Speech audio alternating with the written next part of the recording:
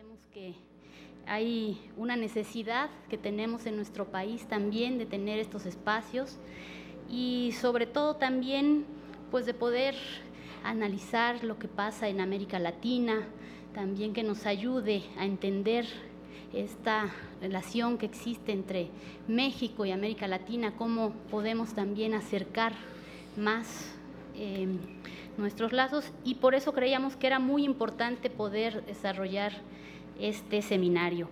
Entonces, bueno, pues quiero presentarles al compañero Katu.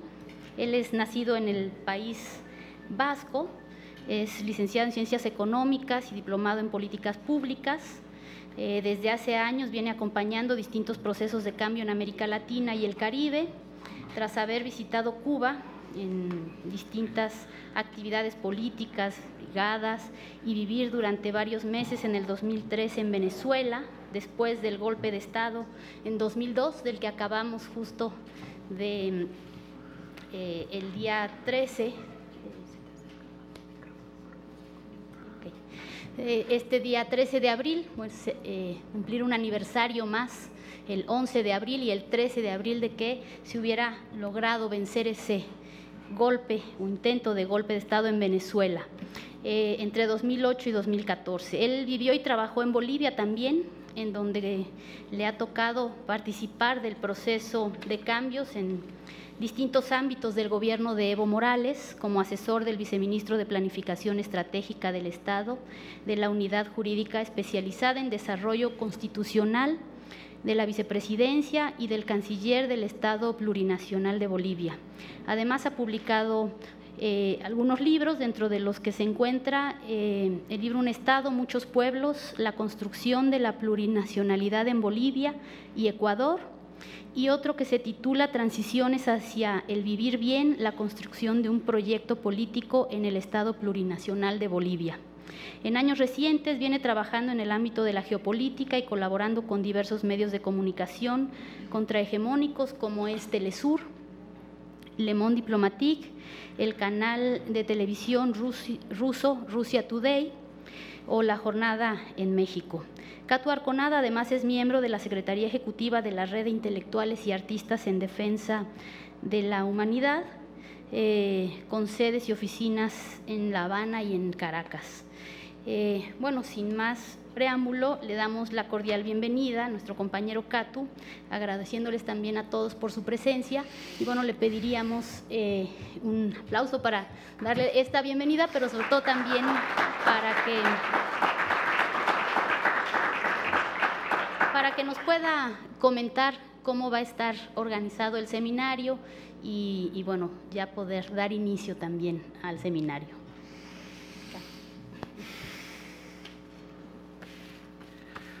Bueno, muchas gracias, Shadeni, gracias también a todos los que lo han organizado, la senadora Dolores Padierna, aunque hoy no ha podido estar aquí con nosotros, el equipo de internacionales del PRD y la Fundación Ideal. Lo vamos a hacer en dos pequeñas partes, quiero decir, voy a hablar o a explicar un poquito la metodología o cómo lo hemos pensado desde aquí, y luego ya espero poder levantarme y presentaros pues lo que había preparado para hoy.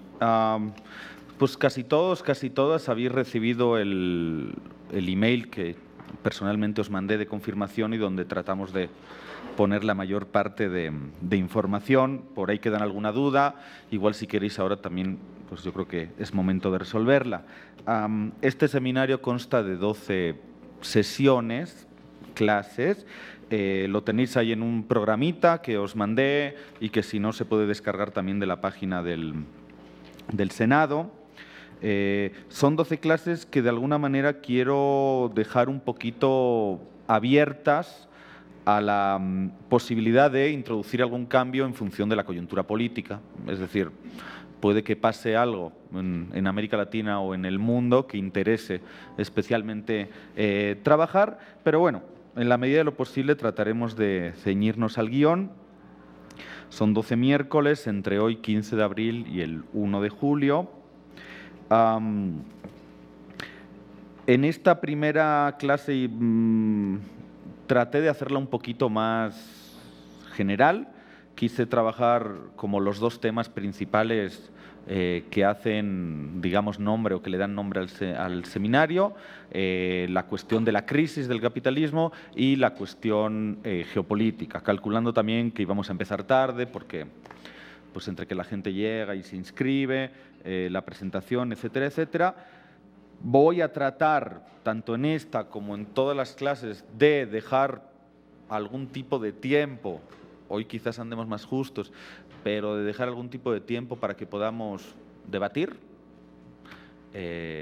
Mi idea sería esa. De hecho, en una clase ideal de 2 horas, trataremos de comenzar entre 6 y 6 y cuarto de la tarde, ¿no? Hoy como excepción, pero de alguna manera trataré de no comerme más de 1 hora máximo exponiendo y que podamos tener en torno a otra hora, y si expongo 45 minutos mejor todavía, y tengamos 1 hora completa para poder debatir. La verdad me gustaría que pudiéramos como presentarnos todos y todas, pero pues es imposible dada la cantidad de personas. Así que bueno, entre hoy y el resto de días, en la medida en que se vaya pudiendo como intervenir y hacer planteamientos, que rogaría, ¿no?, por respeto también a los demás, que fueran cortos, fueran preguntas, fueran reflexiones, comentarios, lo que sea, pero bueno, tratar de que sean cortos y de que hable la mayor parte de gente posible. Me siento un poco mal aquí sentado y todos ustedes ahí en una mesa, ¿no?, como si estaríamos, no sé, en la universidad. Realmente me gustaría que esto fuera un espacio de generar reflexión y pensamiento crítico y que de alguna manera pudiera haber una interacción y en la medida de lo posible pudiera haber un debate. Aparte de la clase de los viernes, bueno, tenemos vuestras direcciones de email y yo trataré entre el viernes o el lunes, aproximadamente ahí, o el fin de semana, digamos, pero en cualquier caso un par de días por lo menos antes de cada miércoles, enviaros por lo menos un par de textos, quizás algún vídeo, algún link en este caso, para ver, algún documental, no lo sé. Vamos a ir viendo cada semana, ¿no? Pero la idea es como que mandar un par de lecturas que puedan motivar, ¿no?, y que puedan hacernos reflexionar sobre la clase sobre la sesión de cada miércoles. Os enviamos una primera bibliografía que os han entregado a la mayoría también en formato de papel, en formato físico. Vendría a ser como una especie de bibliografía básica o una serie de textos que considero fundamentales por un motivo o por otro para, de alguna manera, entender a rasgos generales pues la cuestión de la crisis en la que estamos inmersos hoy en día y la cuestión de la geopolítica y este tránsito hacia, ¿no?, lo que venimos denominando como mundo multipolar. Os pedí que, si no teníais mucho tiempo o muchas ganas de leeros las 200 páginas, que entiendo que tampoco quizás es necesario, pero sí había un texto que me parecía, que creo que era el 8º, que me parecía importante, son como unas 15, 17 páginas, y es un texto muy reciente, hace como 1 mes y algo, estuvimos trabajando, me tocó coordinar un equipo de intelectuales, entre comillas, de México y de América Latina y el Caribe, que estuvieron aquí reunidos durante 3 días en la Ciudad de México debatiendo precisamente sobre la crisis y sobre la geopolítica, ¿no?, y un poquito los horizontes posibles. Este trabajo que os he pasado es todavía un borrador, no es ni siquiera público.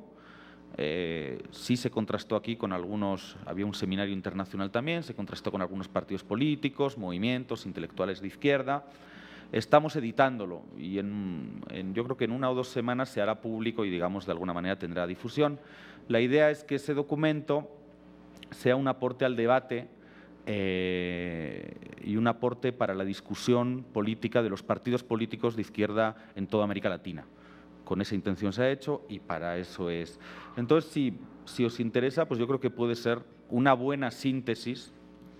Tiene cosas más pesadas, porque había muchos marxistas de los duros, tiene algunas partes más pesadas, pero en general yo creo que ayuda desentrañar un poquito en qué momento del debate estamos, ¿no?, sobre estas dos cuestiones, la crisis y el mundo multipolar. Y luego hay otra serie de textos que son de autores claves para entender, de alguna manera, la crisis actual no la podemos entender sin la imposición del modelo neoliberal. Ya vamos a hablar, de hecho, pues la próxima semana.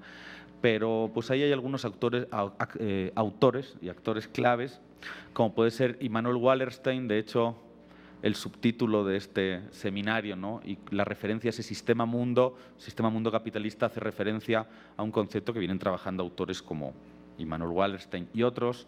Y la cuestión de cómo opera, cómo se forma y cómo se desarrolla el neoliberalismo, pues hay autores como David Harvey, desde la geografía política, y Naomi Klein, que habréis escuchado probablemente, ¿no?, su famosa doctrina del shock, pues que lo vienen trabajando. Entonces, creo que son textos que en la medida en que tengáis tiempo y ganas, merece la pena ir leyendo, ¿no? Y ya digo, cada semana trataré de que los textos sean un poco más cortos, más ágiles, artículos de opinión, pequeños análisis, algún documental, pero algo mucho más ágil, ¿no? Y yo creo que eso sería, de momento. No sé qué puede faltar, Shadeni, o si alguien tiene alguna cuestión muy concreta sobre la metodología.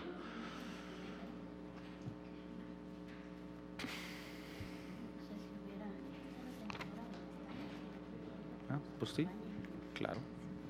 Bueno, le queremos dar la bienvenida a la senadora Luz María Beristain, que nos está acompañando, e invitarla también a que nos pueda acompañar y dar justo buenas tardes. Ahora sí nos quisiera acompañar para iniciar el seminario, y que ella pues nos pueda dar unas palabras para dar por iniciado a nombre del Grupo Parlamentario del PRD.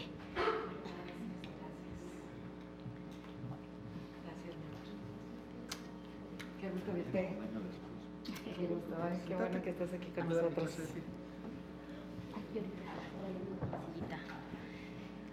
Qué padre. Bueno, pues vamos a iniciar y tú vas a… ¿Quieres?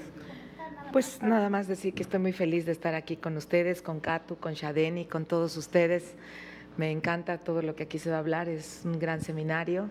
Sé que nos va a quedar más claro aún todo este tema del neoliberalismo y del capitalismo salvaje y de este exorbitante consumismo en el que vivimos los seres humanos, y este mundo de la oferta y la demanda que se ha convertido en el mundo en el que los estados se han replegado y han olvidado en gran medida sus obligaciones, y prevalece la ley del mercado de la oferta y la demanda, lamentablemente, en el que hasta los seres humanos acabamos siendo una especie de mercancías.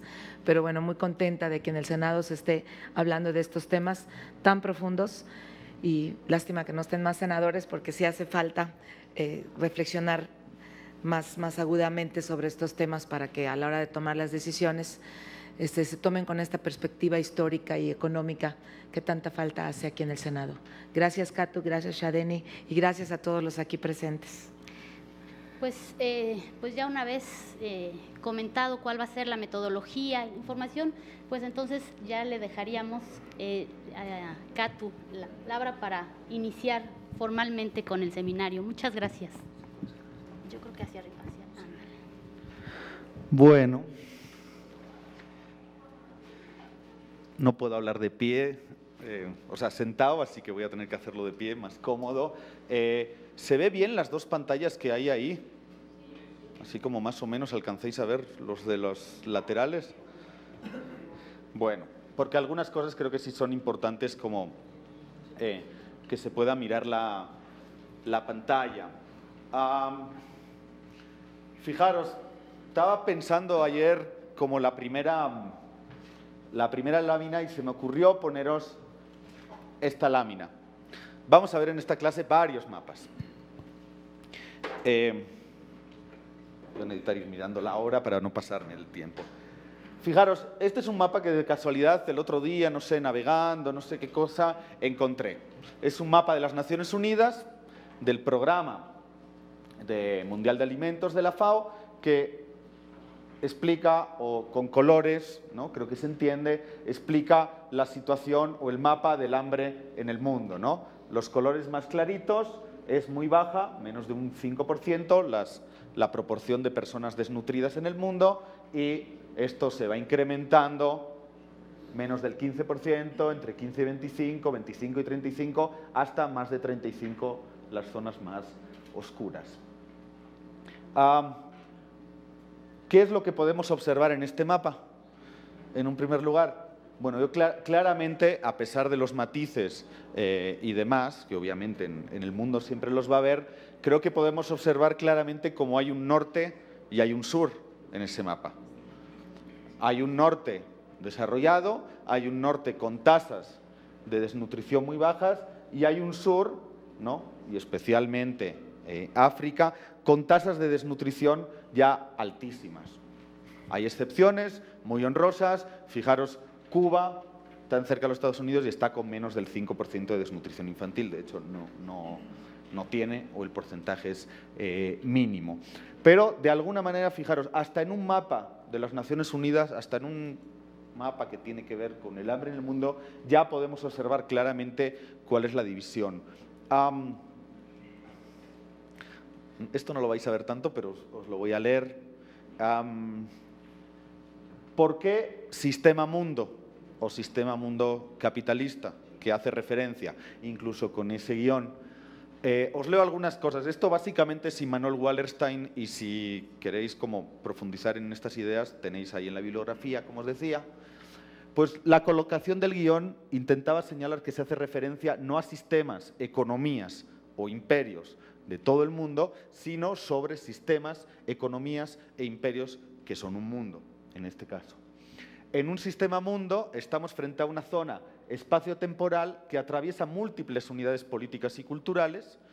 Una economía mundo capitalista estaba marcada por una división axial de labor entre los procesos de producción centrales y los procesos de producción periféricos, lo cual daba como resultado un intercambio desigual, favoreciendo a los involucrados en los procesos de producción centrales, y atraviesa múltiples unidades políticas y culturales. Lo que queremos significar con economía mundo es una gran zona geográfica dentro de la cual existe una división del trabajo. Por lo tanto, un intercambio significativo de bienes básicos o esenciales, así como un flujo de capital y trabajo. Una característica definitoria de una economía mundo es que no está limitada por una estructura político unitaria. Es decir, cuando se empiezan a estudiar los sistemas mundo, la única forma de medición que había hasta en ese momento a nivel geográfico, político y geopolítico era la de los estados-nación. Bueno, si volvemos a este mapa, nos damos cuenta claramente, dentro de un sistema mundo cada vez más global. De hecho, a diferencia, si algo podemos decir, ahora hablaremos, pero a diferencia de los momentos anteriores en los que hubo crisis del capitalismo, en este momento la crisis del capitalismo es la primera vez en la historia del propio capitalismo que es global. ¿Por qué? Porque el capitalismo ha adoptado una medida geopolítica planetaria, excepto pequeñas excepciones, como podría ser precisamente Cuba, y casi, de hecho, ninguna otra, China con su socialismo de mercado, ya hablaremos, Vietnam, etcétera, etcétera, pero tenemos un sistema mundo capitalista que es global, por lo tanto la crisis también por primera vez es global. Y a partir de este mapa podemos ver también cómo funcionó la división del trabajo. O sea, en ese mapa y en las zonas donde más oscuro se ve y zonas más pobres, deprimidas, con más, en este caso, desnutrición infantil, no son países precisamente pobres en recursos. Son países extremadamente ricos en recursos naturales, sea petróleo, sea gas, sea diamantes, etcétera, etcétera. Pero, ¿qué sucedió? Que hubo un flujo de la División Internacional del Trabajo, provocó un flujo por el que la mayor parte del capital de estos países fueron hacia los países del norte, y es lo que permitió, como la industrialización y la posterior construcción de los estados del bienestar, bueno, sobre todo en Europa occidental. Seguimos, no me quiero alargar mucho con esto, pero solo os leo un par de ideas más. Lo que unifica con más fuerza la estructura del sistema mundo es la división del trabajo, constituida adentro de esta. El capitalismo no es la mera existencia de personas o compañías produciendo para la venta en el mercado con la intención de obtener una ganancia. Tales personas o compañías han existido durante miles de años de la historia de la humanidad. Tampoco es definición suficiente la existencia de personas asalariadas. El trabajo remunerado ha sido conocido por miles de años también. Entonces, nos encontramos en un sistema capitalista solo cuando el sistema da prioridad a la incesante acumulación de capital. Es decir, solo el sistema mundo moderno ha sido un sistema capitalista. La acumulación incesante es un concepto relativamente simple. Significa que las personas y las compañías acumulan capital a fin de acumular más capital. Esa, de alguna manera, es la rueda que viene a mover el sistema capitalista. El objetivo de este seminario, también, de alguna manera, es tratar de pensar el mundo desde otra perspectiva, de tratar de pensar el mundo desde el sur. Fijaros, y nada es casualidad, que incluso, seguro que lo habréis escuchado 1000 veces y habréis visto alguna vez otras comparaciones, pero incluso la propia cartografía, ¿no?, la propia geografía está pensada siempre desde el norte del mundo, y además incluso, ¿no?, otorgándole un espacio geográfico a los Estados Unidos o a Europa mucho mayor del que realmente tienen, ¿no? Hay mapas en los que uno ve que Estados Unidos es prácticamente como África, de alguna manera, ¿no? Bueno, pues un poquito el objetivo de este seminario es que podamos pensar desde el sur. Es un ejercicio que a mí me ha costado también años, de vivir en América Latina, de uno tratar de descolonizar, ¿no?, el propio pensar y la propia educación que ha recibido, ¿no? Entonces, bueno, esto como idea os lo dejo, pero como digo, ¿no?, tratemos siempre de pensar el mundo desde el sur. Como os decía, no quería detenerme mucho hoy, sabiendo que era la presentación, que íbamos a empezar tarde. No quería entrar en cuestiones muy complejas, sí quería hacer como un panorama, un pantallazo general de las dos cuestiones centrales que van a ocupar en realidad todo el seminario, ¿no?, tangencialmente. La cuestión de la crisis y la cuestión geopolítica. Y empiezo con una cita de Eduardo Galeano, ahora que se nos ha muerto, y dice: como Dios, el capitalismo tiene la mejor opinión sobre sí mismo y no duda de su propia eternidad. Y quiero comenzar citando a Galeano no por sumarme ahora a lo políticamente correcto, ¿no?, de que se murió y todo el mundo está recordando y tenemos nuestros Facebook y Twitter llenos de citas de Galeano. Yo quiero recordar a un Galeano, en primer lugar, un compañero de la red de intelectuales en defensa de la humanidad, un compañero que siempre ha estado ahí pues para todo lo que se le ha necesitado, la verdad. Y fijaros, solo quiero recordar dos detalles para saber y para hacernos la idea de quién es Galeano. Las dos últimas acciones que hace Galeano, de las que tenemos conocimiento por lo menos, fijaros cuáles son. Su última aparición pública fue a finales de febrero, recibiendo en su casa al presidente Evo Morales y solidarizándose con la causa y la demanda marítima de Bolivia que tiene abierta con Chile en demanda de una salida soberana al mar que le fue arrebatada en una guerra imperialista hace 100 y algo de años.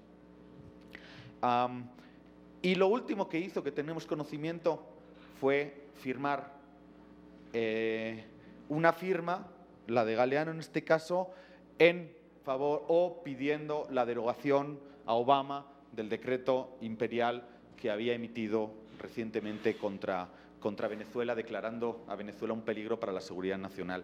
Bueno, esas son las dos últimas acciones de las que tenemos conocimiento de Galeano. Entonces, es decir, quiero recordar a ese Galeano militante de los procesos, de las luchas de liberación nacional y social de América Latina y el Caribe. No sé qué tanto se verá.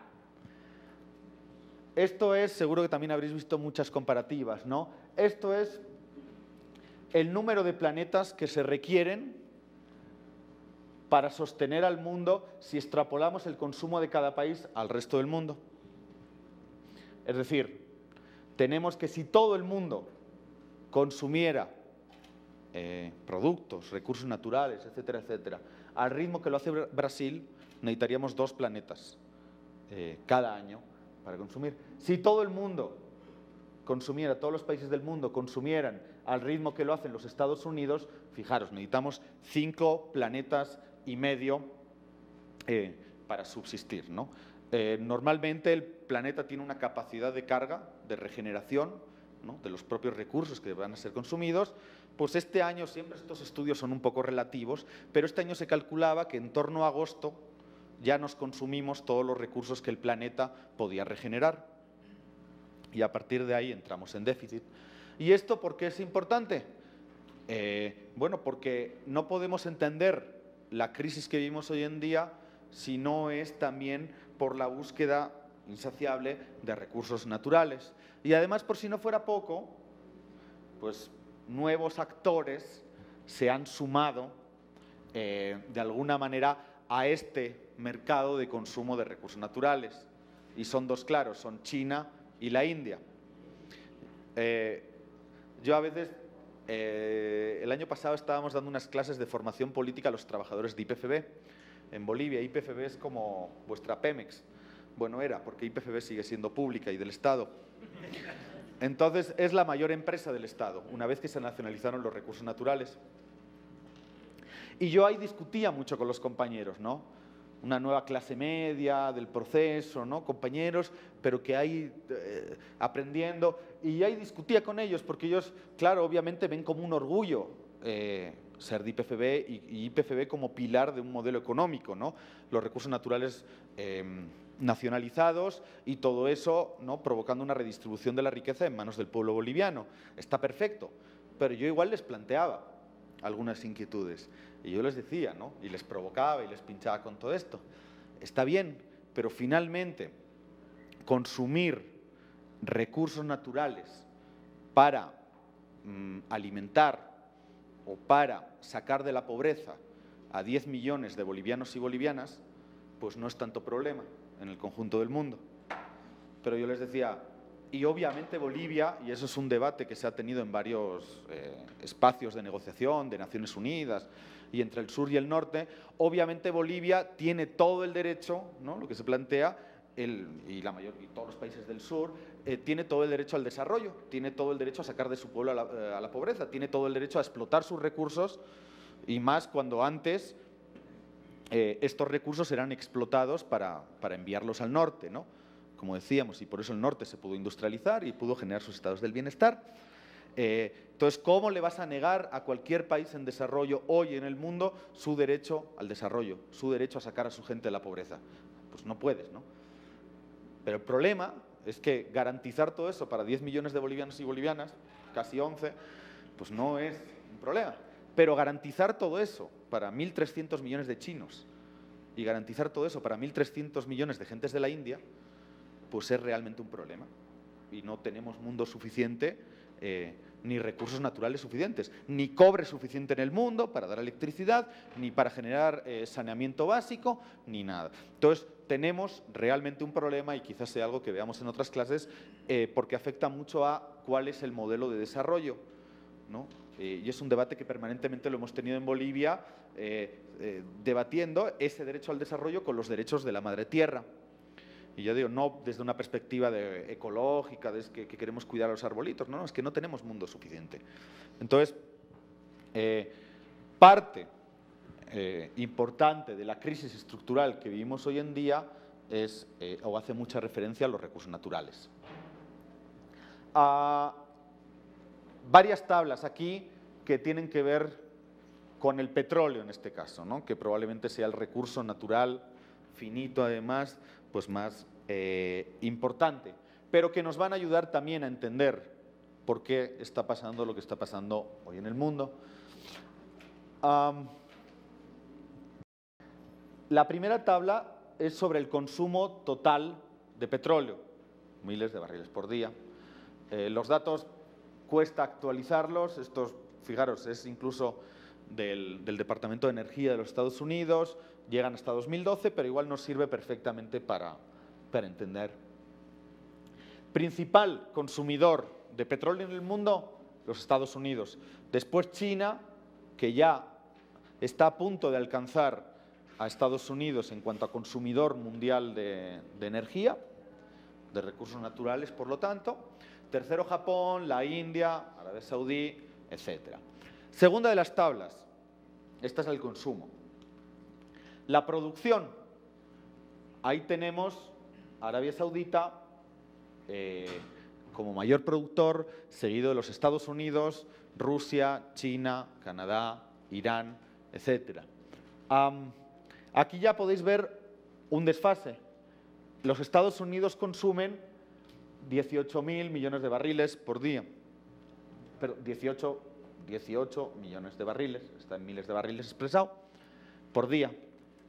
Pero solo produce 11 millones, por lo tanto tiene una demanda diaria de 7 millones de barriles.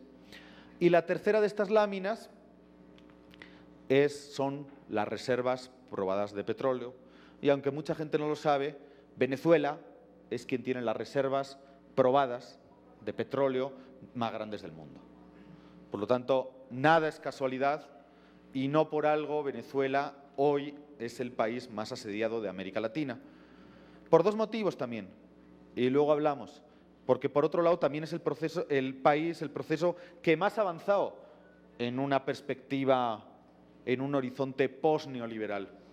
Ya discutiremos sobre los gobiernos, si son de izquierda, qué son, si son socialistas, si son post-neoliberales, progresistas, o uno no sabe bien, ¿no? O cómo los vamos a categorizar. Ya vamos a discutir sobre eso también, pero en cualquier caso ahí tenéis que las mayores reservas probadas están en Venezuela, después Arabia Saudita, Canadá, Irán, Irak, Kuwait, Emiratos Árabes, Rusia, Libia, ahí tenéis también en una posición bastante importante y por eso pasó lo que pasó.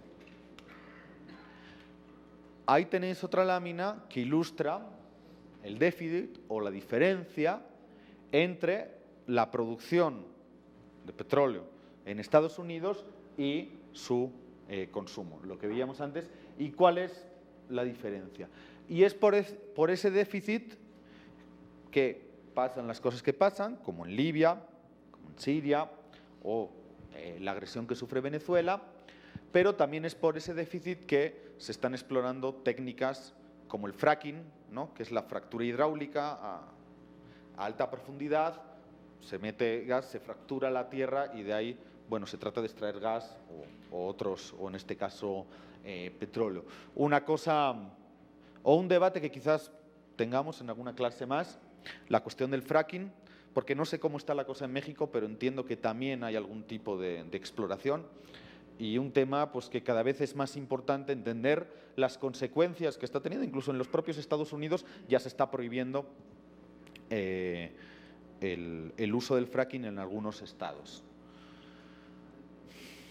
Ahí tenéis otra gráfica para ayudarnos a entender los primeros, el top 10 de los importadores de petróleo, y ahí tenéis China casi alcanzando, de hecho en consumo de energía ya le ha alcanzado a los Estados Unidos.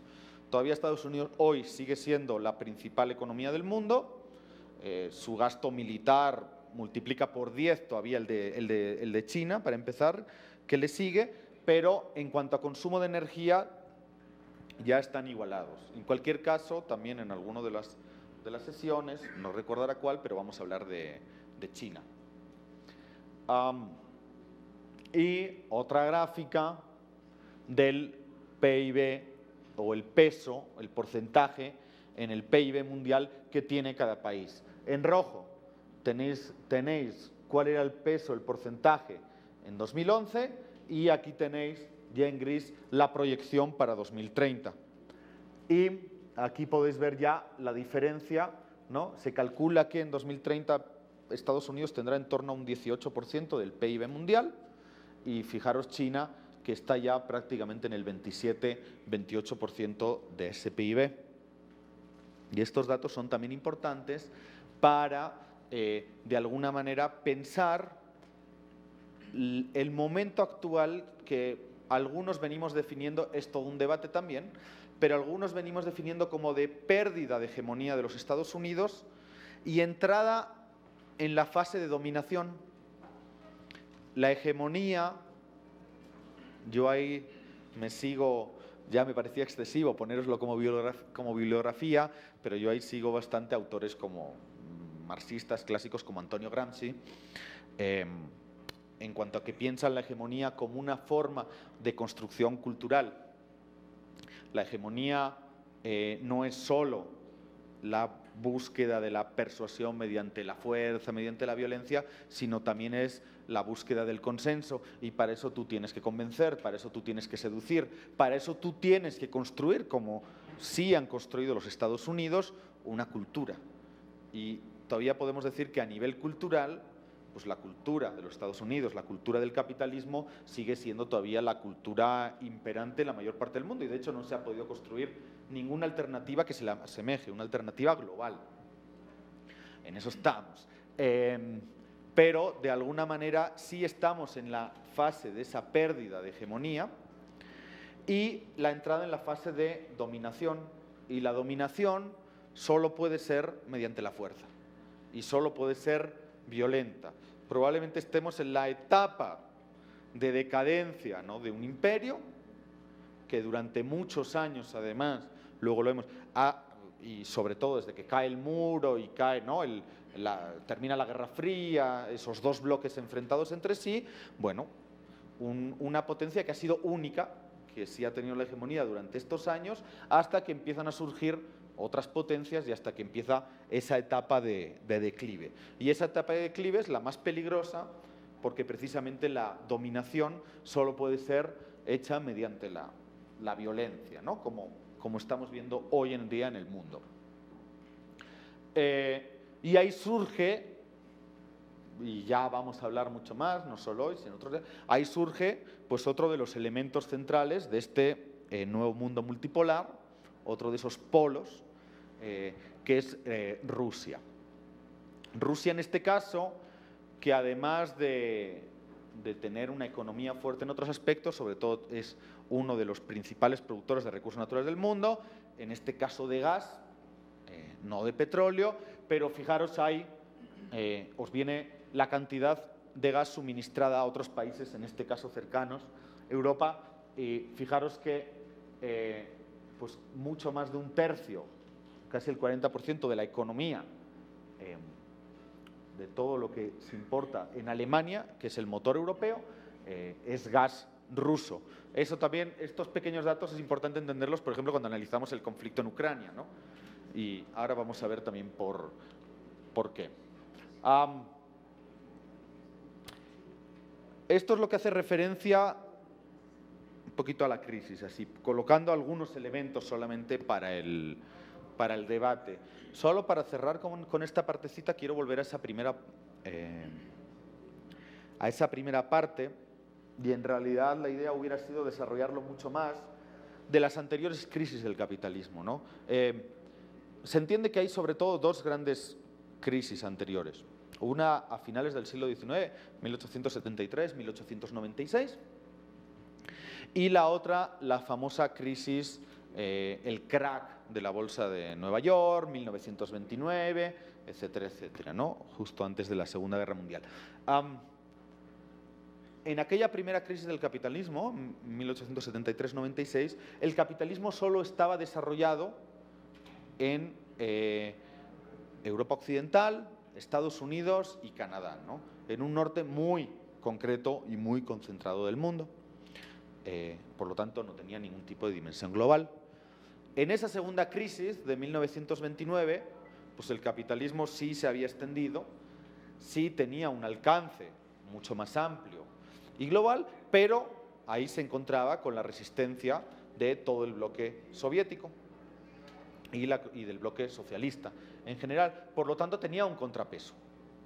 Mejor, peor, podemos discutirlo también si queréis, pero había un contrapeso.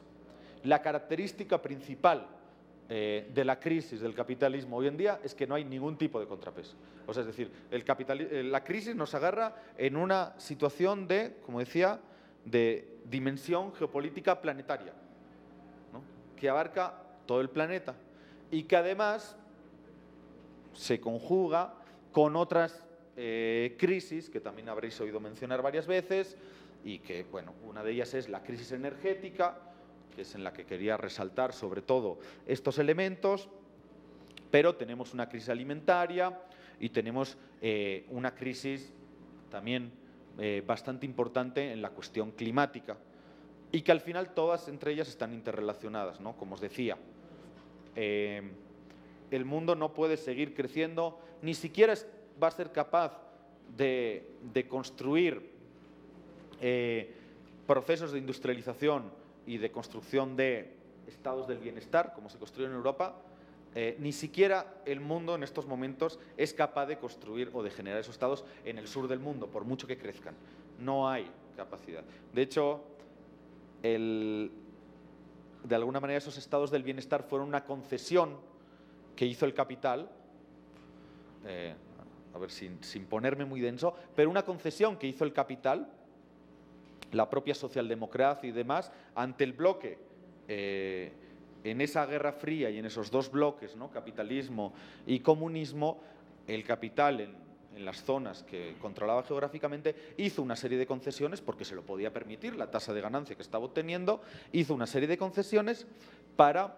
y se generaron esos estados del bienestar, ¿no? Y una serie esos estados del bienestar hoy en día en Europa, en cuanto el capital no puede sostener la misma tasa de ganancia, están siendo desmontados. Y por eso hoy en día nos encontramos con que se está privatizando la salud, se está privatizando la educación y se desmontan todas esas concesiones que se fueron consiguiendo. A todo esto se le añade, a esta crisis estructural que vivimos hoy en día, se le añade esto que venimos definiendo como mundo multipolar y que lo estudia sobre todo la geopolítica. Os leo una definición que he sacado de la Wikipedia, así para que nos entendamos todos.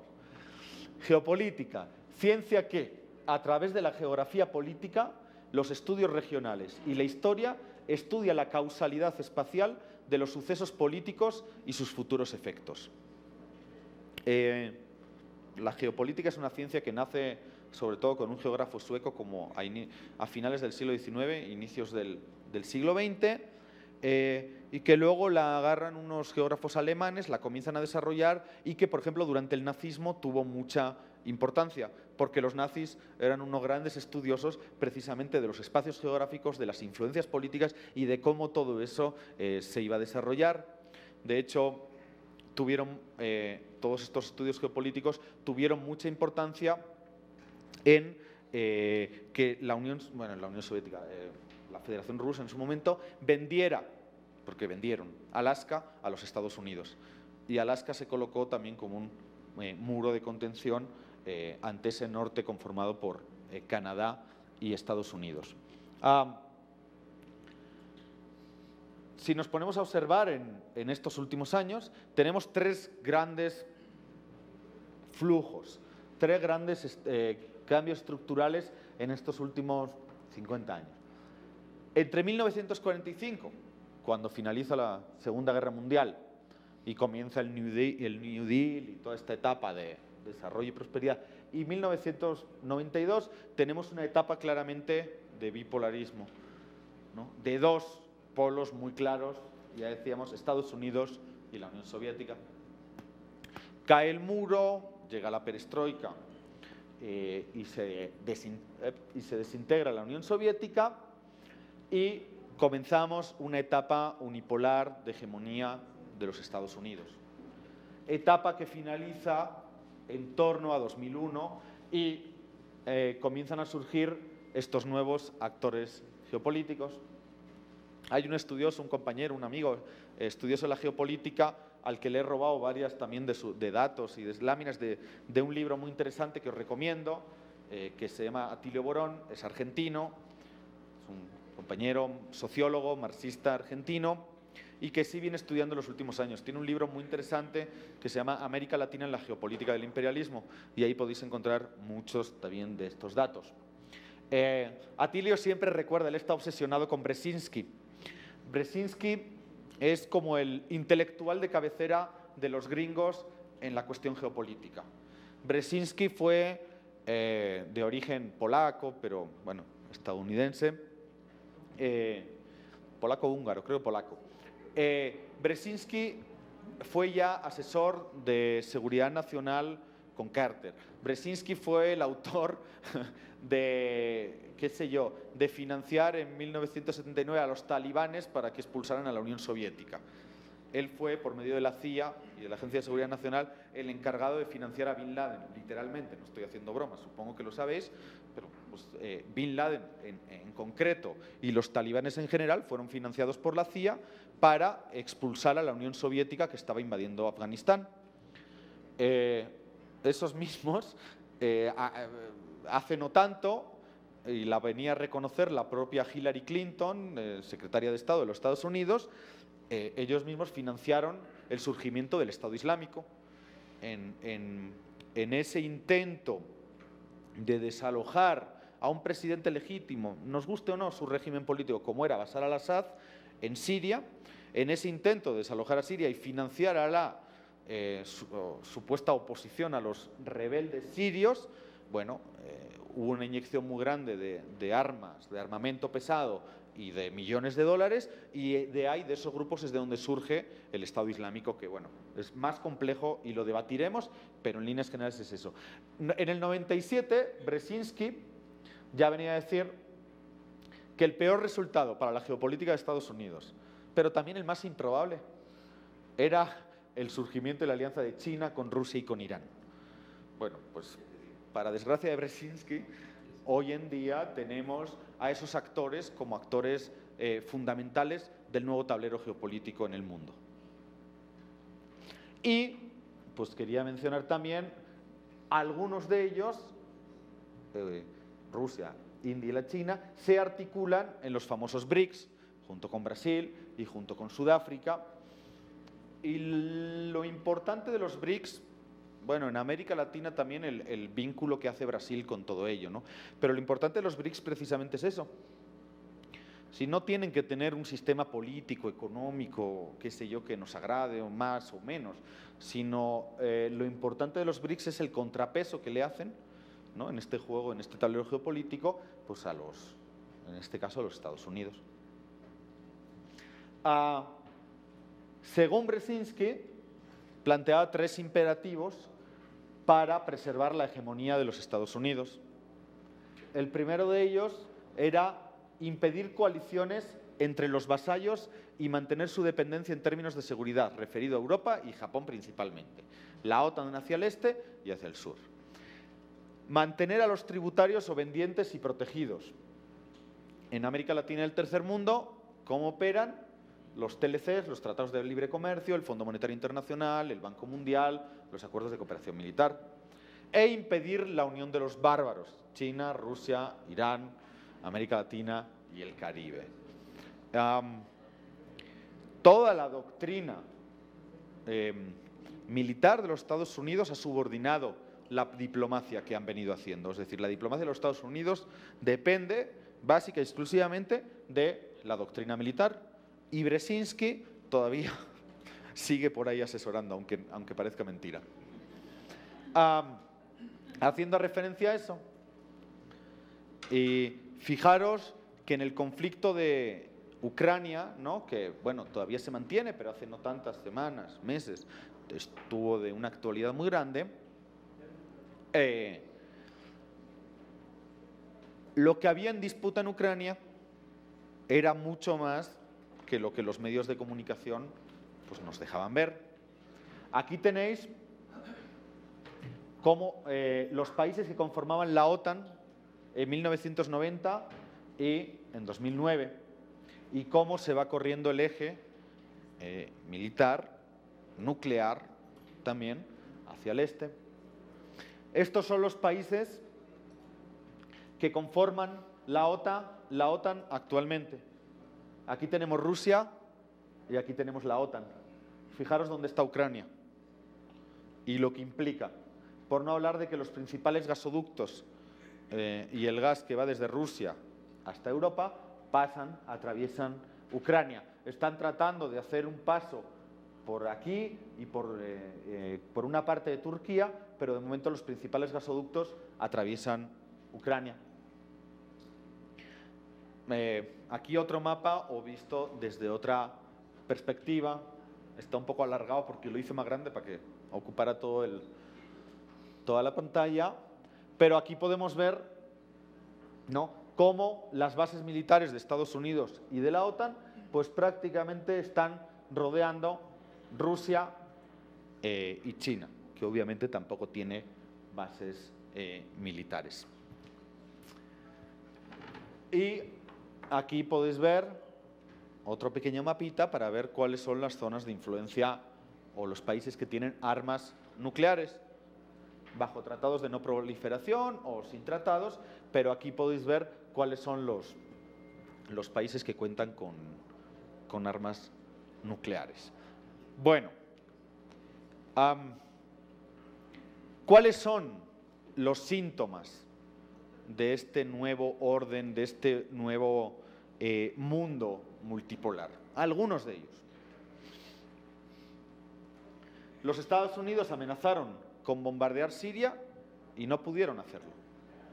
Ahí, si os acordáis, hace unas semanas en el conflicto de Siria, ¿no?, que, como digo, al no poder hacerlo, financiaron a los rebeldes y pasó lo que pasó, pero de alguna manera el primer objetivo siempre fue bombardear. Y ahí entraron en juego otras potencias como Irán, como China y como Rusia, y Estados Unidos no pudo hacer lo que venía haciendo siempre que le daba la gana. Estados Unidos procura un acuerdo con Irán. Esto acaba de pasar, bueno, la semana pasada estaban anunciando esta firma de este acuerdo y hasta junio hay para su firma, vamos a ver qué pasa, pero Estados Unidos no ha podido derrotar a Irán ni imponerle, a pesar de las sanciones, a pesar de la amenaza militar, etcétera, etcétera, no ha podido condicionar la política de Irán y ha tenido que negociar un acuerdo con el propio John Kerry, reuniéndose durante semanas con los negociadores iraníes. Putin reintegra Crimea a Rusia y nadie puede impedirlo. La anexión se produjo en nada, en cuestión de días. Solicitaron, Rusia aceptó, la Unión Europea protestó un poco, Estados Unidos protestó un poco, pero Crimea es parte rusa hoy en día. Eso en cualquier otro momento de la historia hubiera desencadenado pues, una guerra. El problema es que hoy en día, si se desencadena una guerra, solo puede ser nuclear. Entonces ya también Estados Unidos mide en la medida en que Rusia y otros actores geopolíticos tienen también armas nucleares. La Unión Europea y Estados Unidos sancionan a Rusia y pues no tienen ningún tipo de efecto práctico, ya están pensando porque, como os decía, Alemania y otros países europeos viven del gas ruso y pues a efectos prácticos no hay muchas consecuencias. Estados Unidos quiere que la OEA intervenga en Venezuela y es derrotado en un sinnúmero de votaciones. De hecho, el caso de Venezuela, especialmente en América Latina, pues nos demuestra que la reciente incluso Cumbre de las Américas de Panamá, donde de hecho todos los países de América Latina, todos, incluido México y Peña Nieto con su discurso de 4 minutos y medio, todos los países de América Latina se posicionan a favor de la derogación del decreto contra Venezuela. Ni uno solo se pudo posicionar en contra. Y eso no es porque México, por decir algo, pero que sirve perfectamente el ejemplo, le tenga ningún tipo de simpatía a Venezuela, pero sino también es por cómo los nuevos actores, después de que el ALBA, la UNASUR y la CELAC, los mecanismos de integración, que ya hablaremos también, se hubieran posicionado contra el decreto, bueno, todos los países, excepto Estados Unidos y Canadá, pues que se han quedado absolutamente solos. Progresiva marginación del dólar en el comercio mundial, poco a poco. De hecho, cada vez tiene menos peso en las transacciones y China está empezando a usar el yuan en las transacciones. La presencia militar de Rusia y China en el Caribe, ¿no?, haciendo maniobras militares de común acuerdo con Venezuela y con otros países, pero eso hubiera sido impensable también hace años. El protagonismo creciente de China en América Latina y en África, sobre todo. Y fijaros que hay debates, también hablaremos sobre China más adelante, pero hay debates si China también es una potencia imperial, lo que es, y bueno, obviamente China, como veíamos antes, tiene una búsqueda y una necesidad incesante de recursos naturales, por el ritmo que está creciendo y porque no los tiene, y esos recursos están en América Latina. Pero China, para lograr esos recursos, lo que utiliza es la diplomacia comercial. Y China lo que no utiliza para eso, por ejemplo, o China lo que nunca va a hacer, por lo menos hasta el momento, nada parece indicarlo, es colocarte bases militares en América Latina, como hacen los Estados Unidos. Entonces, hay diferencias. Hablando de los países de América Latina, Correa cerró la base de Manta. Había una base militar estadounidense en Manta, en la costa de Ecuador. Correa la cerró y expulsó a los Estados Unidos y no tienen presencia hoy en Ecuador. Evo expulsa diplomáticos norteamericanos. No solo los expulsa, en Bolivia está expulsado el embajador de Estados Unidos, está expulsada la DEA y está expulsado USAID. Y no hay ningún tipo de presencia estadounidense. Bueno, siguen operando los servicios de inteligencia, pero obviamente no lo pueden hacer como lo hacían antes con las coberturas de la DEA o de USAID. Por Rusia y China otorgan asilo, en este caso Rusia, a Snowden, ¿no?, al famoso analista que está persiguiendo a los Estados Unidos. El Estado Islámico, bueno, redibuja las fronteras de la Segunda Guerra Mundial, y ahí eso ya lo veremos más adelante, pero ahora mismo, de hecho se llama Estado Islámico, porque tienen en una buena parte la estructura de un Estado. Y de hecho, en la medida en que han ocupado pozos petrolíferos y demás, tienen además las condiciones económicas para ello. Bueno, Estados Unidos elimina a Gaddafi y a partir de ahí no logran controlar el Estado, como hicieron o trataron de hacer en otros sitios, y Libia hoy es un país, un Estado ingobernable, dividido en varias fracciones, etcétera, etcétera, pero que en cualquier caso no es controlado por los Estados Unidos, especialmente el petróleo libio. Y lo mismo en Irak, ¿no?, que 8 años de ocupación militar, y esto lo vamos a ver la semana que viene, porque ahí cuando hablemos del neoliberalismo, Irak nos sirve, es un ejemplo muy claro de eso que llaman la doctrina del shock. Hacer tabla rasa, cómo arrasaron completamente un Estado e inmediatamente comenzaron a implementar el neoliberalismo de forma brutal y en todos los aspectos. Ya lo hablaremos. Pero en cualquier caso, lo que queda hoy en día en Irak es un gobierno anti-Estados Unidos. Bueno, ¿qué papel juega América Latina en este escenario, ¿no?, que son muchos detalles que casi voy diciendo telegráficamente, pero ¿qué importancia tiene América Latina? Pues fijaros, América Latina tiene la mayor reserva de petróleo del mundo. América Latina tiene grandes reservas de gas y energía hidroeléctrica. Tiene entre el 40, 45, 50% de las reservas de agua dulce del planeta. O sea, casi la mitad de todo el agua dulce del planeta está en América Latina. Y dice que las guerras del futuro precisamente van a ser por el agua. Teniendo solo el 7% de la población mundial. O sea, fijaros la cantidad de recursos que hay en América Latina. Tiene 7 de los 10 principales países productores de minerales estratégicos del mundo y 50%, 60% de la biodiversidad mundial. También 7 de los 10 países más biodiversos en el mundo. El 80% de la reserva mundial de litio, ¿no?, que también es uno de los recursos naturales del futuro para las baterías y para todas estas cosas, todavía medio explorando. La mayor parte de ello está en Bolivia, en ese famoso Salar de Uyuni, norte de Argentina y un poquito toda esa zona. Y es el pulmón del planeta con el Amazonas. Ahora visto en mapas. Aquí tenéis cuáles son las principales reservas de agua dulce que comentábamos. Ahí tenéis el Amazonas, sobre todo, y tenéis los acuíferos que están entre Paraguay y Brasil. Una buena parte de ellos están en Paraguay. Esos son los principales acuíferos que tiene América Latina. Manera las zonas donde hay agua, donde hay minerales, los Andes, sobre todo, la Amazonía, biodiversidad, también especialmente la Amazonía, petróleo, gas. Esas serían las zonas estratégicas, las zonas candentes de América Latina hoy en día. Y si nos fijamos en este mapa, quizás podremos entender el siguiente, que son las bases militares. Bueno, he agarrado un mapa que hay varias en todo el mundo, pero especialmente fijémonos en las que tienen las bases militares estadounidenses que hay en América Latina. La verdad, ni para los que nos gusta estudiar esto, sabemos con precisión hoy en día cuántas bases militares estadounidenses hay. No lo sabemos. Hay cálculos aproximados entre 50 y 88, pero incluso está empezando a haber una especie de bases semimóviles más pequeñas que están implementando en algunos países, como Perú, con supuestos gobiernos nacionalistas y supuestos en el pasado, en el pasado creíamos todavía que eran de izquierda, aunque no lo sean, pero una serie de países.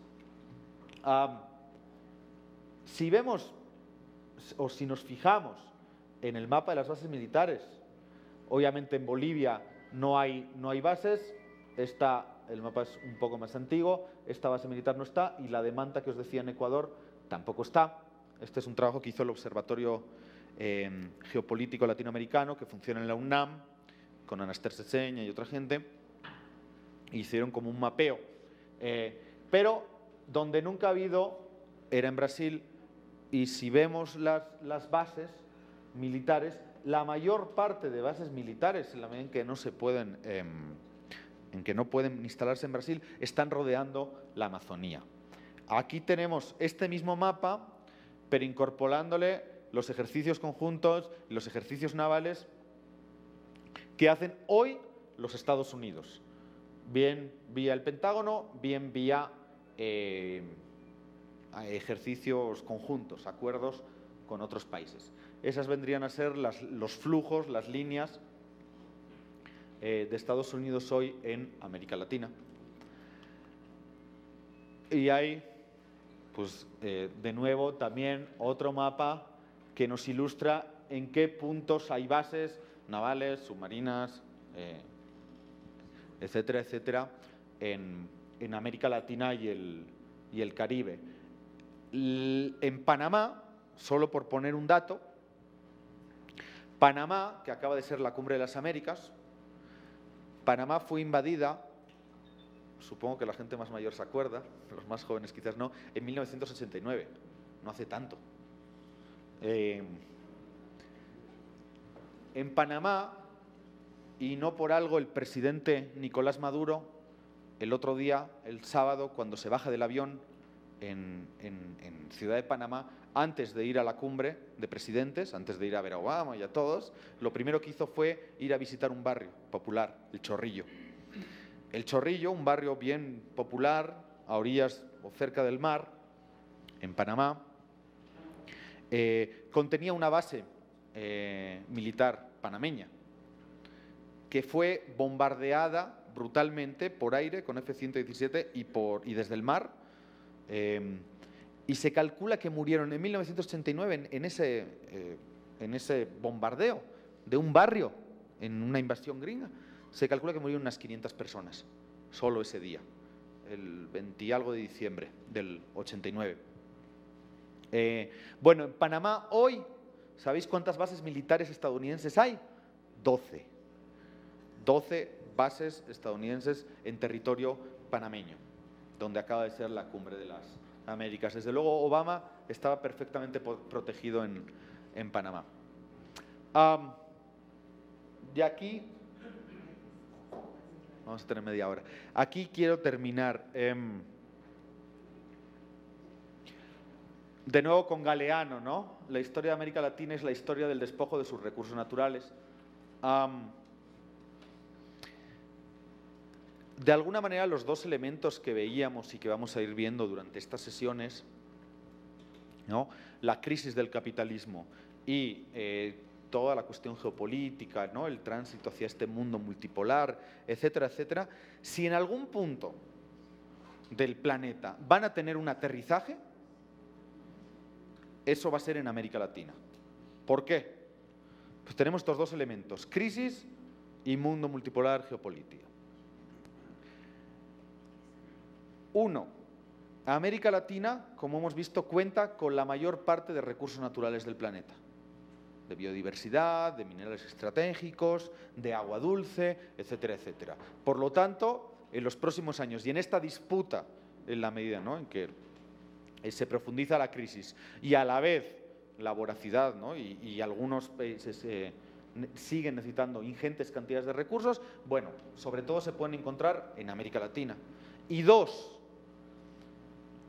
una posible salida o una posible construcción de una alternativa a la crisis del sistema capitalista solo puede venir de América Latina.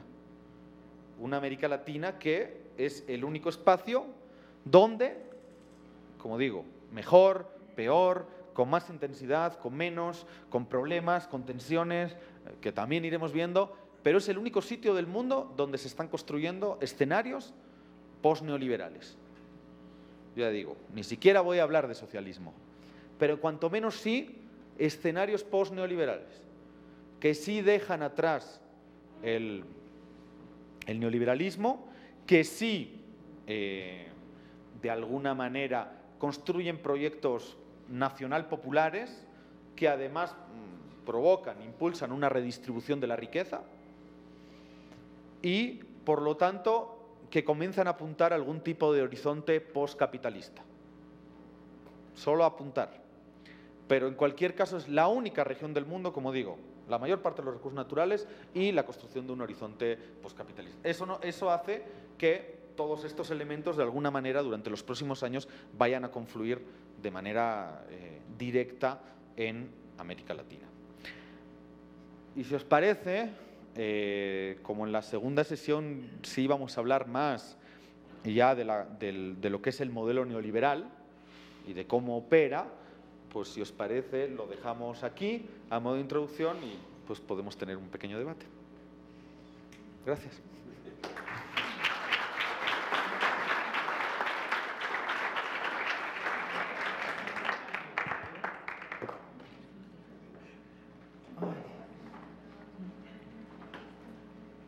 Bueno, ¿quién va a hablar?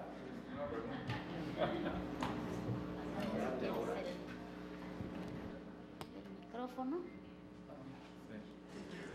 ¿Qué tal? Rómulo Mejías, de la UNAM.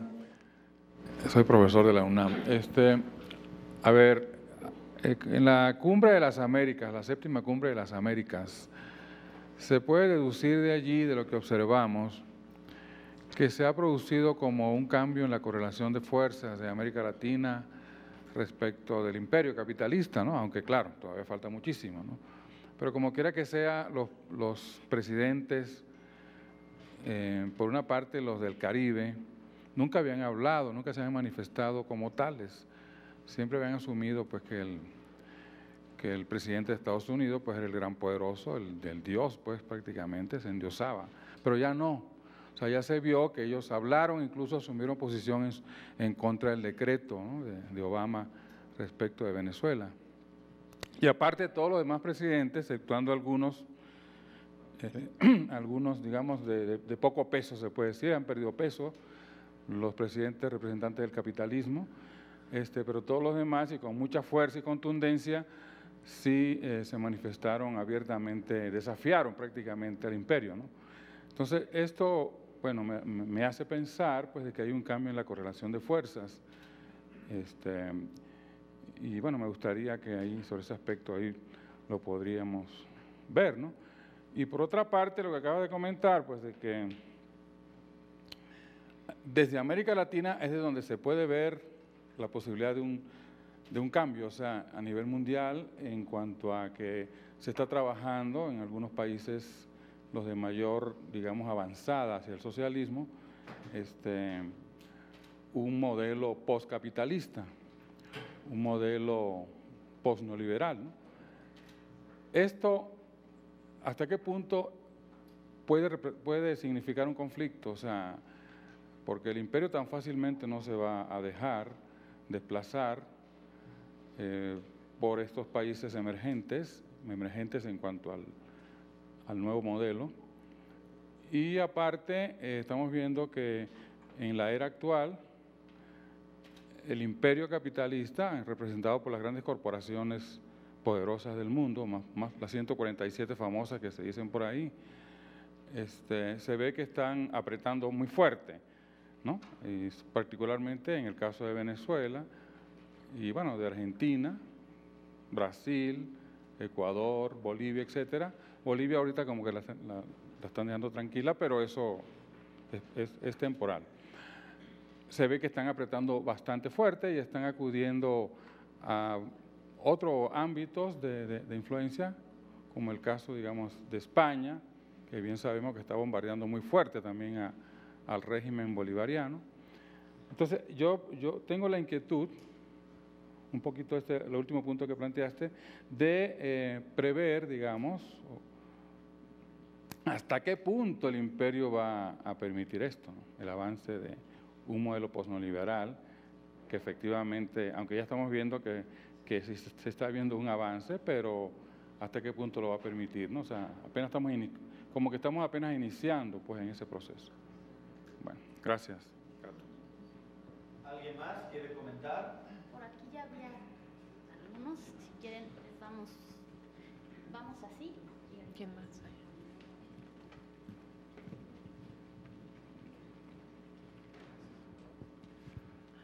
Gracias, buenas tardes. Carlos Taboada, vengo de la Comisión de Auditoría del PRD. Bueno, me gustaría un poco como poner un poco como en perspectiva la idea esta de que, bueno, Estados Unidos desde el principio, desde que nace como país, pues bueno, tiene la intención de apropiarse de todo el continente, ¿no? Entonces esto me parece interesante, ¿no? Digamos, un poco abordar esto, ¿no? Esto, bueno, lo menciona Washington, Madison, Monroe mismo, pues, ¿no? De ahí viene pues la famosa doctrina Monroe, por un lado, bueno, es un poco para regresar a la historia y bueno, algo más reciente. Me parece también interesante, digamos, como mencionar lo que pasó casi hace un año, justamente cuando termina el Mundial, ¿no? Este proyecto que lanzan el grupo de los BRICS y esto para echar a andar este Banco de Desarrollo, en el cual, bueno, pues están varios países integrantes del ALBA, por un lado, ¿no? Y que me parece que hace como unas 2 o 3 semanas, creo que lo acaban de ratificar desde allá, no sé si, pues por Asia me parece, ¿no?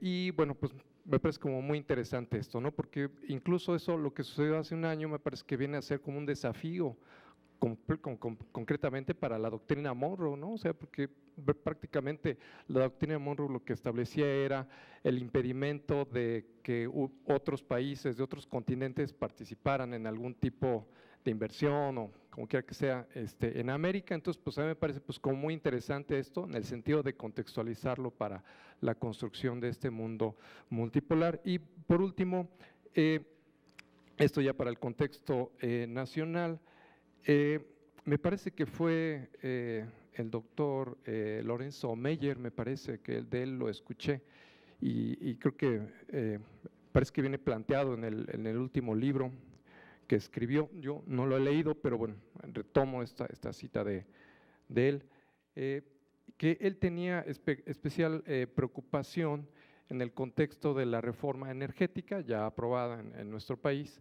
respecto de la la asignación de una serie de pozos, ¿no?, a empresas norteamericanas, y él veía que la perspectiva no era tanto en términos de peligrosidad de que alguna empresa pudiera, digamos, pues montar ahí sus fierros y sus instalaciones, sino más bien lo que traía como de fondo eso, ¿no?, que era la idea de que, bueno, pues si hay instalaciones de algunas empresas petroleras concretamente, pues con ellos van a venir muy posiblemente pues personal de seguridad, ¿no?, concretamente y norteamericano, ¿no? Entonces, pues más bien esto daba un poco como la idea de que pues prácticamente va a haber una especie como de pues cercos, ¿no? No sé si militares, pero seguramente de empresas privadas de seguridad norteamericanas, ¿no? Entonces esto, digamos, me venía un poco a la mente ahorita que estabas tú poniendo los mapas de las bases militares, entre comillas, oficiales. Pues me parece que esto como que deja un poco como la idea de que a lo mejor tendremos algo de esto, pero no oficiales, ¿no? Eso es todo, gracias.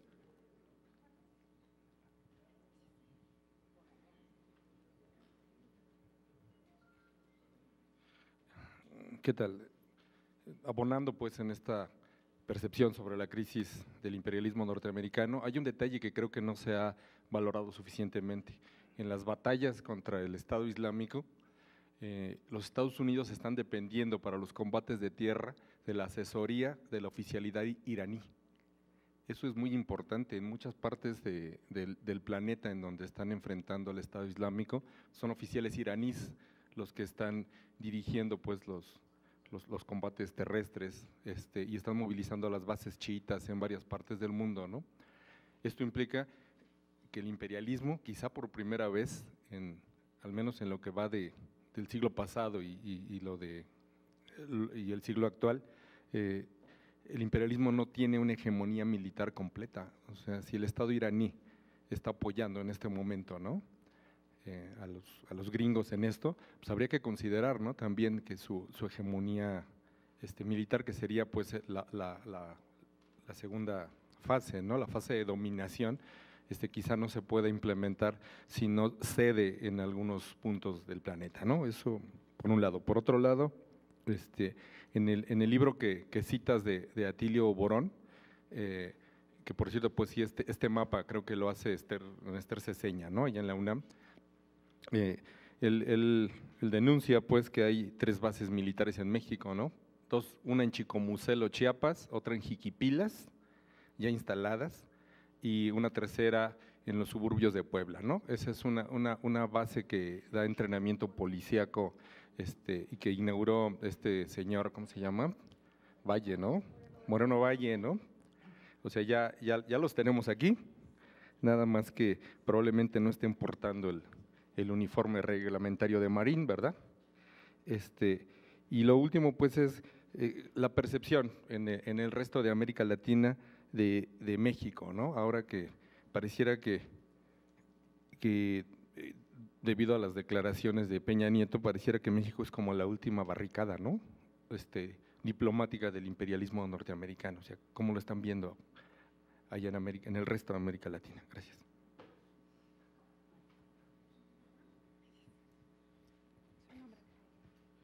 Muy buenas tardes, mi nombre es Tomás Borges. Bueno, tratando de redondear, bueno, yo siempre he visto que los Estados Unidos, tenía razón el gran dictador Porfirio Díaz, ¿no?, que pobre de México tan lejos de Dios y tan cerca de Estados Unidos, ¿no? Y los Estados Unidos siempre han utilizado el miedo para unir, porque el miedo vende, y con el fin del capitalismo, pues ahorita nos están metiendo aquí en Latinoamérica el narco. Y yo pienso que también este es un punto importante para ver la geopolítica, porque tal parece ser que para el crimen organizado ellos sí saben lo que es geoestrategia y geopolítica. Además, pues bueno, con el pretexto de esta lucha contra el narcotráfico, pues bueno, ya hablando de las bases militares y de los grupos paramilitares que están operando aquí en México, pues hay infinidad de grupos, ¿no? Simplemente aquí sobre la avenida Reforma, pues bueno, ahí tenemos hasta al lado del Sheraton varios centros de inteligencia de los Estados Unidos que están operando, y no dudo mucho que estén aquí 2, 3 personas del Bucareli News, ¿no?, como se dice vulgarmente. Y pues bueno, nada más para acabar, el narcotráfico yo creo que también va a ser un eje rector en este mundo de la geopolítica, y los Estados Unidos lo están capitalizando muy bien. La prueba es de que casi todos los mandos policíacos de la Gendarmería, de la Policía Federal, de la nueva AFI, que ahorita se llama Policía Ministerial, pues bueno, todos están siendo capacitados en Estados Unidos, y si no es por las filtraciones de Wikileaks y de Snowden, donde todo el equipo que según ellos donan a todos los cuerpos policíacos y a todas las secretarías de gobierno, pues bueno, no nos hubiéramos enterado jamás de que hasta las copiadoras se clonan y se mandan a los Estados Unidos, que también tienen el EPI, que es el Paso Intelligence Center, que es un centro de comunicaciones muy grande que capta todas las frecuencias policiales, y los Estados Unidos ya saben, ya tienen ubicados dónde están los grandes capos, nada más que simplemente lo están utilizando, lo están capitalizando y lo dan a cuentagotas simplemente para asestar éxitos publicitarios o mediáticos nada más. Y pues bueno, nada más es mi aportación. Buenas tardes.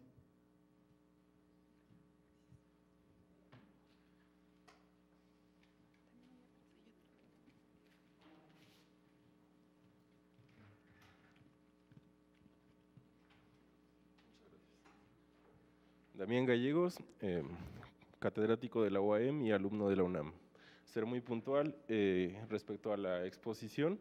Quiero saber cuál es el hecho parteaguas o protagónico que hace definir al 2001 como el año del fin del unipolarismo y el inicio del multipolarismo.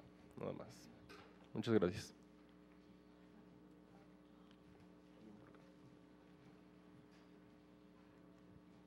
Buenas tardes, mi nombre es Juan Carlos y bueno, yo quería, el tema que tú mencionaste de las formas de control que actualmente las economías potentes están teniendo, tú mencionaste que es la hegemonía cultural y la dominación era a través de la violencia y bueno, mi inquietud es saber la hegemonía cultural que ahorita estamos viviendo, yo la considero que es el consumismo y el estilo de vida que tú mencionabas también, por ejemplo, en Bolivia, que se quiere alcanzar, ¿no? Entonces, mi pregunta o mi inquietud es si estos países que tú mencionaste, post-neoliberales, hay una estrategia para combatir esa hegemonía cultural que finalmente es lo que se pretende alcanzar y si realmente, bueno, yo es lo que veo que aquí es la problemática porque no va a dar los recursos naturales para alcanzar ese desarrollo en cada uno de los países que pretenden alcanzar ese estilo de vida. Sería eso, mi inquietud.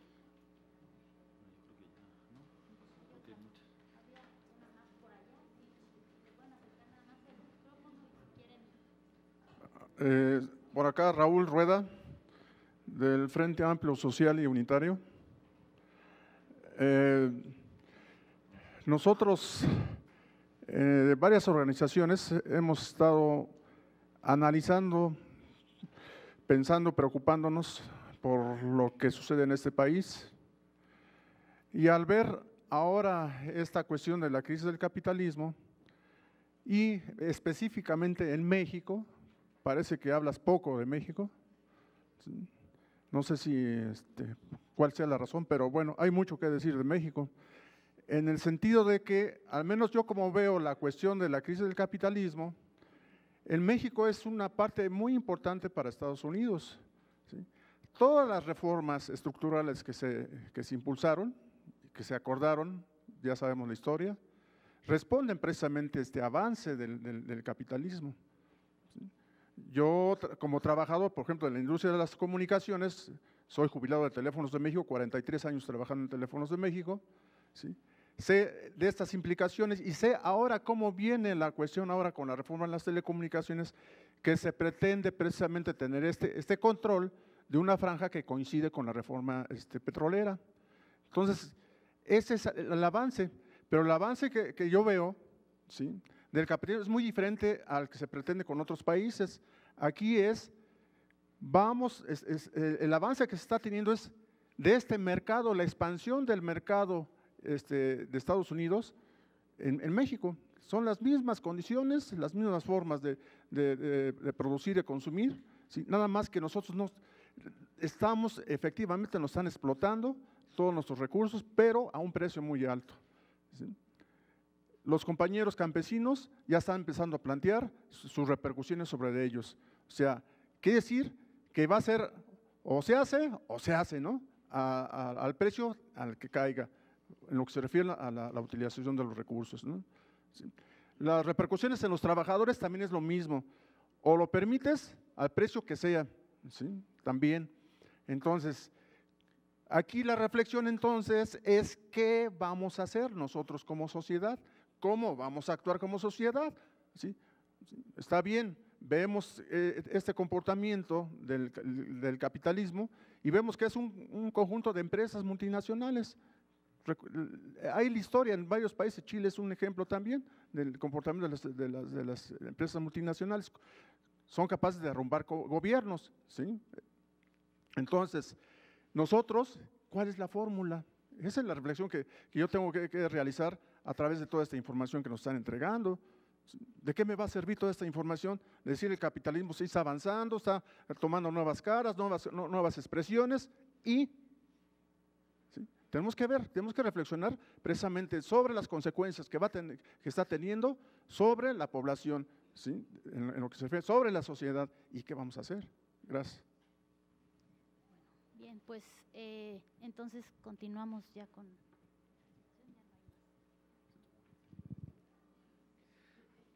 Bueno.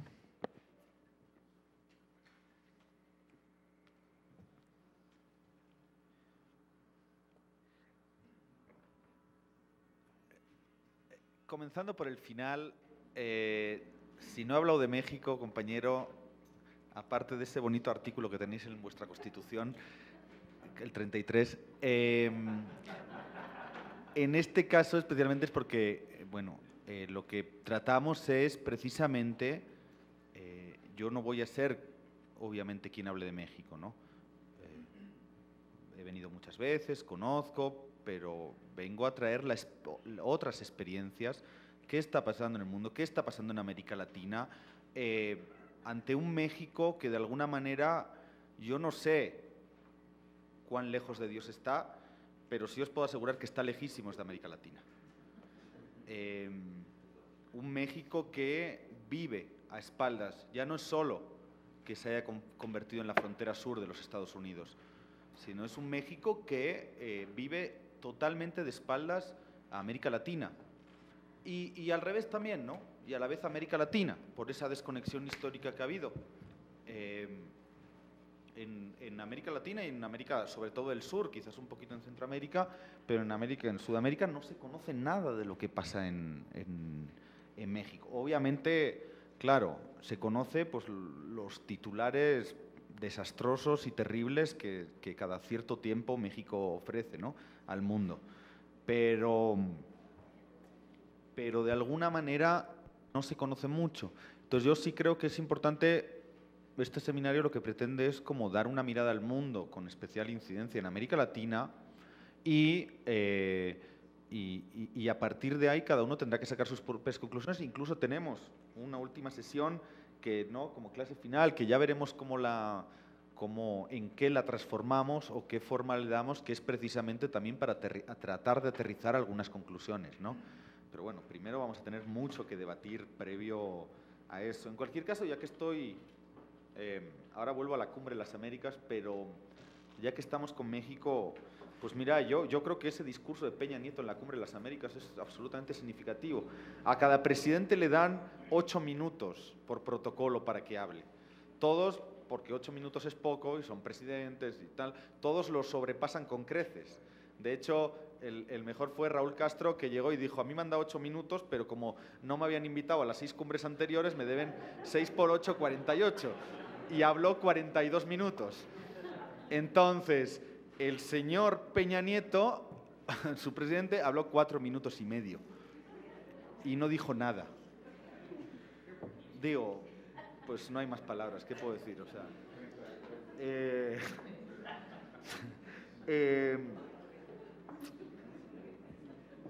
la Cumbre de las Américas, pues fíjate, a mí me deja un sabor agridulce la Cumbre de las Américas.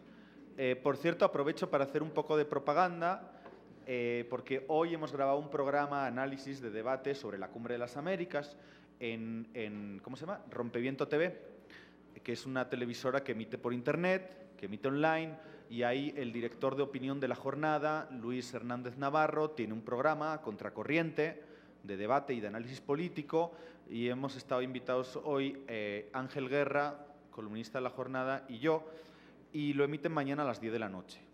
Y creo que luego lo repiten. Así que, bueno, si alguien está interesado como en profundizar más, hemos estado 1 hora debatiendo en profundidad el tema.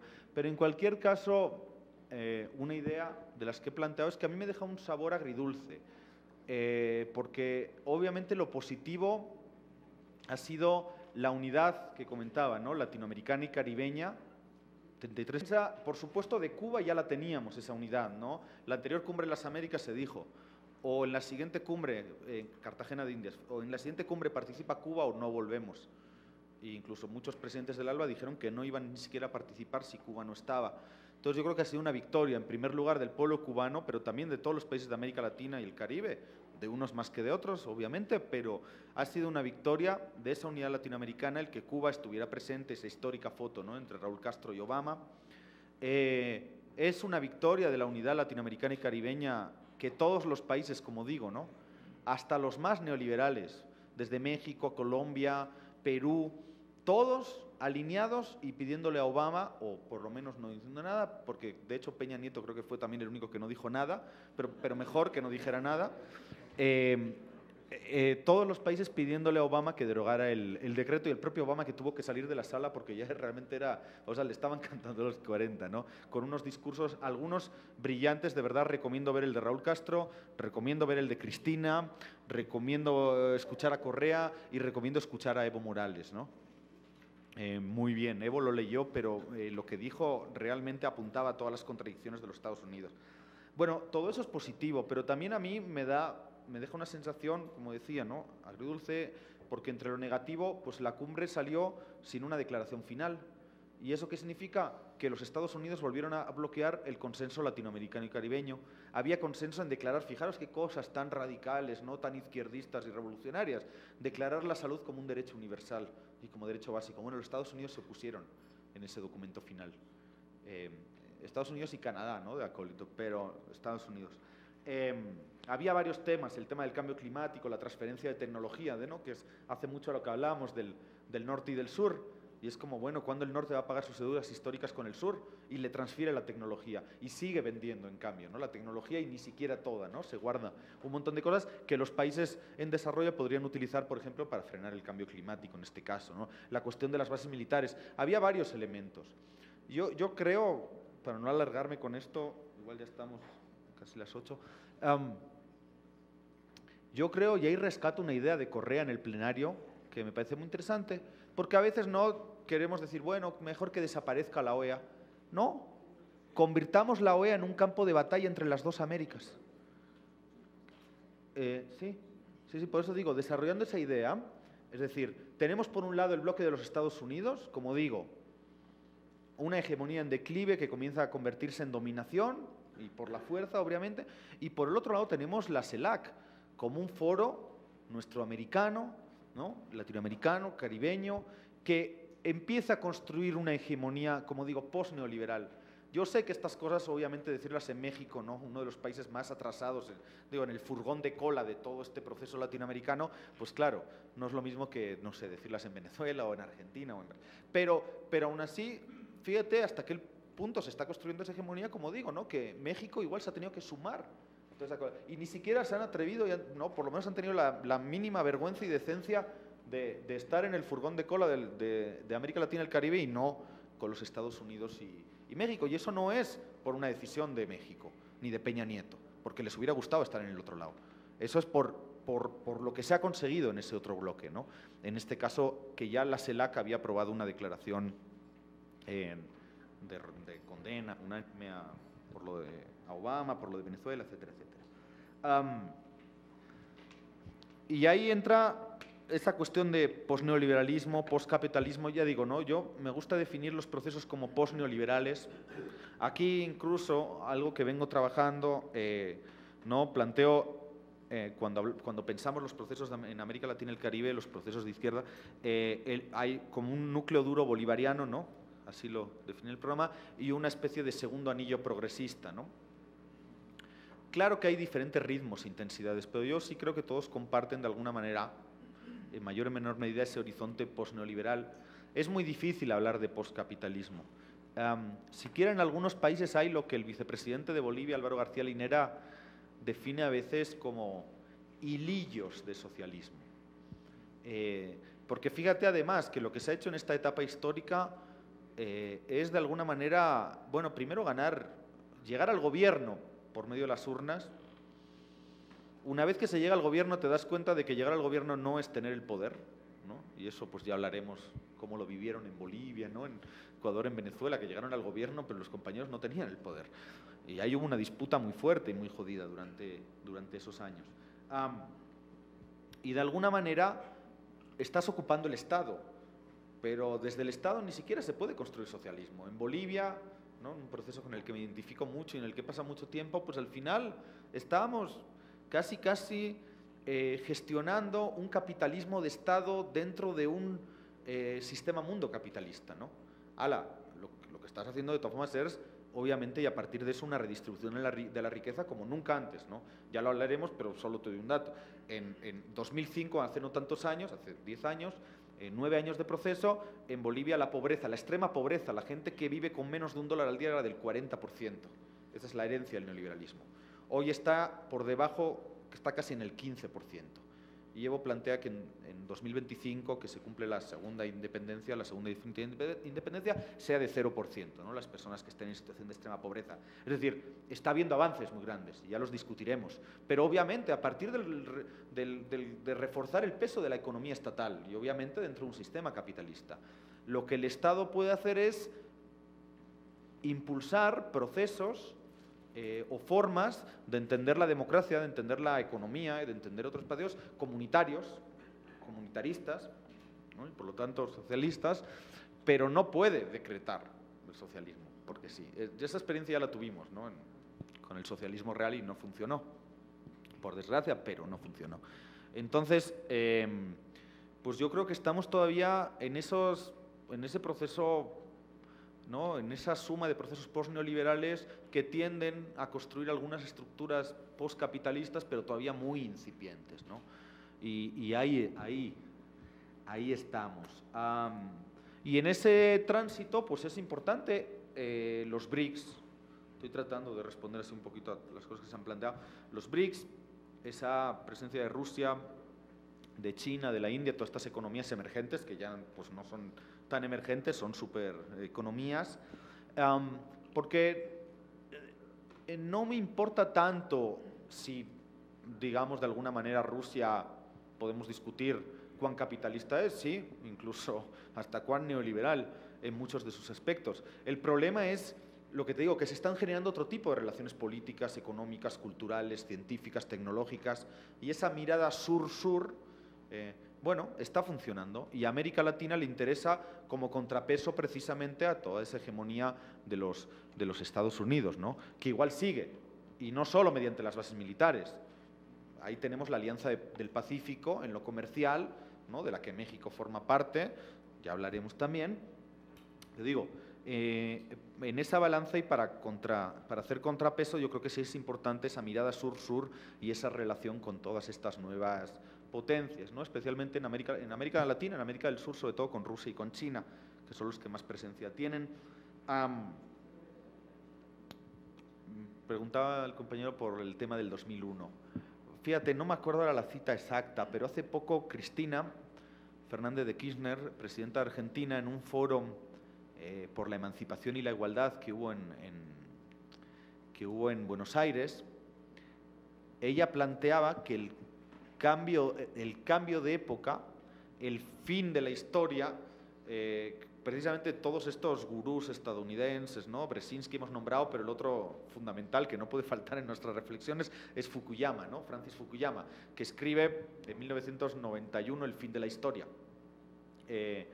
Y viene a proclamar el fin de las ideologías, y entonces ya no hay izquierda ni derecha, esta cosa posmoderna, y ahora hay la gestión de la economía por tecnócratas y bla, bla, bla, ¿no? En un momento en que la izquierda estaba en una crisis tremenda, y algunas izquierdas como la europea todavía no se han recuperado de esa crisis, esa crisis estaba sustentada en que cae el muro, cae el socialismo real, la izquierda se queda sin un proyecto político, teórico, para empezar, concreto, llegan encima Fukuyama y todos, que el fin de la historia, bueno, recién el fin de la historia comenzó a dejarse atrás en el 98 cuando Chávez gana las elecciones. en Venezuela, por primera vez. Y después de Chávez, ¿no?, cuando parecía que era imposible construir un proyecto de izquierda, nacional popular, etcétera, etcétera, después de Chávez llegó Néstor Kirchner, llegó Lula, primero Néstor, y ya luego Evo, Correa y otra serie de gobiernos de izquierda o pues neoliberales. Cristina hacía referencia al 2001, porque de alguna manera es cuando el mundo, cuando hay una brecha o un quiebre, ¿no? El 2001 son las Torres Gemelas. Es como de alguna manera también el momento en que la hegemonía de los Estados Unidos quizás por primera vez se ve tambalear y quizás comienza, ya digo, estos son transiciones, porque si pensamos la hegemonía en términos gramscianos y por lo tanto también, ¿no?, como lo que Gramsci decía, ¿no?, puño de hierro en guante de seda, ¿no?, la convicción y la persuasión, ¿no?, la seducción y la imposición, o sea, ¿no?, la mano dura y la mano blanda. Bueno, la hegemonía cultural de los Estados Unidos todavía no está tan en declive, quizás sí, la otra hegemonía, y en América Latina lo estamos viendo claramente. Pero bueno, 2001 de alguna manera marca el surgimiento y quizás el declive y el nacimiento de otros actores, ¿no? A partir de ahí, porque es por poner una fecha, en 2004 se crea 2002, no sé si se crearon los BRICS, 2004 se crea el ALBA, 2006 se le agrega al ALBA el TCP, cuando gana Evo Morales en Bolivia, el Tratado de Complementariedad de los Pueblos, se pone en marcha una nueva moneda virtual, el Sucre, nace el Banco del Sur, en esos, no sé si es 2007, pero bueno, a partir de ahí sí hay como una línea ascendente en la que empieza a haber otros elementos que ponen un contrapeso a la balanza. Y pues no sé, espero no dejarme nada, pero de las notas que había tomado, pues esa sería un poquito mi respuesta. Si os parece, no sé qué hora es, son las 8:08. Yo quiero aprovechar, antes de que Shadeni lo cierre, pero quiero aprovechar, bueno, dos cosas, ya como de nuevo volviendo a lo técnico. Una que me dejaba antes, que es, igual os la voy a mandar en el email, que al final del curso habrá como algún tipo de, no sé cómo lo llamáis aquí, certificado, bueno, acreditación, constancia de las clases, y bueno, pues pusimos como el requisito de que fuera como el 80%, ¿no? La participación, siempre pueden pasar cualquier cosa, y eso implica como 10 clases de 12, así que bueno, a todos y todas las que vengan a 10 de las 12 clases, pues se les dará algún tipo de constancia. Y la otra cosa que quería decir, igual era pues agradecer pues a todas las compañeras que han estado organizando, empezando por Shadeni, pero estaba por ahí Jenny, Nancy, Michelle, la compañera fotógrafa, porque al final yo estoy aquí, pero de verdad que para que esto funcione y estemos hoy aquí todos y todas, y hasta para que haya esas pinches mesas y hasta para que haya más sitio del que era, porque primero había una sala para 38, se superan las inscripciones, luego 50, pero lo cerramos en 55 y no iba a haber mesas, y al final se ha conseguido como que, bueno, todo el mundo más o menos, creo que estamos todos más o menos cómodos, pues también ha sido gracias al trabajo de todo un equipo, así que pues agradecerle y le dejo a...